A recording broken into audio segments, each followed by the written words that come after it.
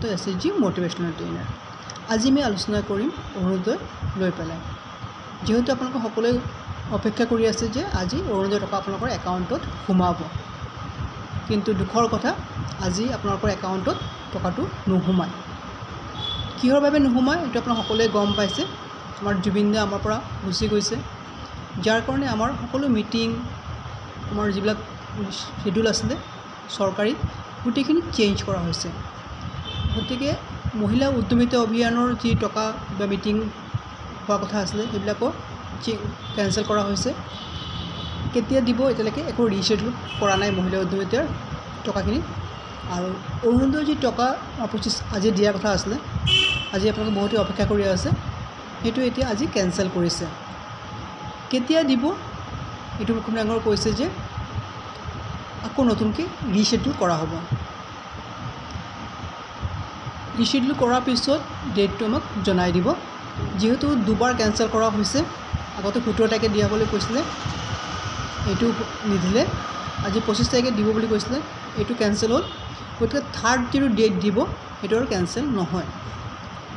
কেতিয়া দিব এইটো কৈছে যে সোনকালে দিব।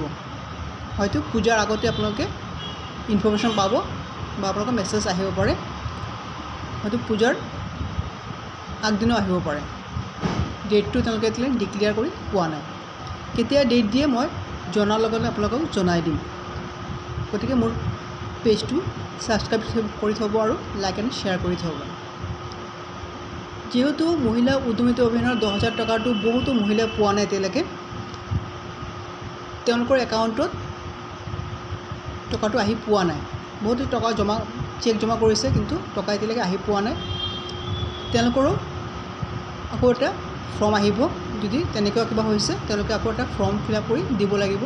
হয়তো আপোনালোকৰ একাউণ্টটো ব্লক হৈ আছে, নহ'লে আপডেট কৰা হোৱা নাই, কিবা এটা কাৰণত এইটো টকাটো সোমোৱা নাই। বেংকত এটা খবৰ কৰিব পাৰে যদি টকাটো সোমোৱা নাই।